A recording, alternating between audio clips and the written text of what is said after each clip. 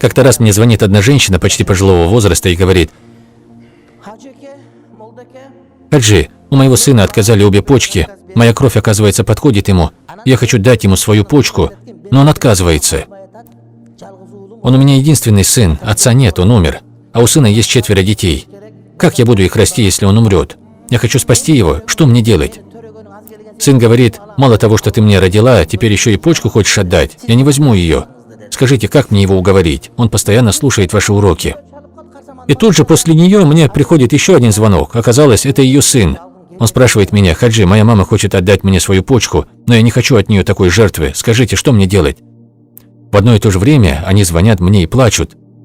Они оба в этот момент находились в республиканской больнице. Мать звонит с одного конца больницы, а сын с другого. Спрятались друг от друга и звонят мне. Что мне оставалось делать в этой ситуации? Я купил 2 килограмма яблок и пошел в эту больницу, чтобы встретиться с ними и поговорить с доктором. В общем, поговорили с ними. Потом его мать дала свою почку, парню сделали операцию. Она отдала за это все свои деньги, и в результате у ее сына заработала пересаженная почка. Проходит какое-то время, и у него снова отказывает почка, та, которую пересадили от матери. Врачи сказали, что он уже не выживет. И тут мне снова звонит его мама и плачет в трубку: «Хаджи, мы везем сына на Иссык-Куль. Придете, пожалуйста, и помолитесь за него на прощание». Я приехал к ним и вижу, как у парня изо рта и носа идет кровь.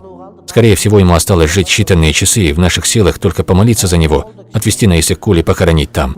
Но я, как мулла, сказал им: «Не теряйте надежду на Аллаха. Все по милости Аллаха. И еще неизвестно, когда ты действительно умрешь».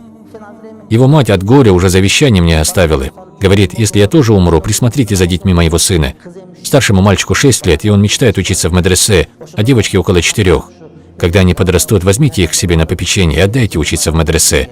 Если что-то не так, моя невестка будет помогать». Вот так она мне даже завещание оставила.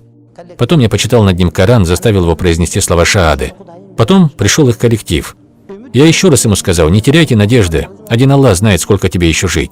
Никогда не нужно терять надежду. Возможно, ты еще сам будешь обучать своего сына». У меня есть знакомая бабушка, которая в 30 лет заболела одной страшной болезнью. По всему СССР эта болезнь была, наверное, только у 10 или 11 человек. Она в то время работала в медучилище преподавателем. У нее было 2 сына. Все ее коллеги и родные знали, что она скоро умрет. Из-за этого все относились к ней ласково и с жалостью. Они же понимали, что скоро ее не станет, и сыновья останутся сиротами, и поэтому все ее жалели. А сейчас эта бабушка говорит: «Хвала Всевышнему Аллаху. Оказывается, все в его руках. Мне сейчас 90 лет, я даже успела побывать на похоронах тех, кто раньше меня жалел. Если Аллах дал кому-то долголетие, то он будет жить, даже несмотря на болезнь». Вот так. И эта бабушка до сих пор жива.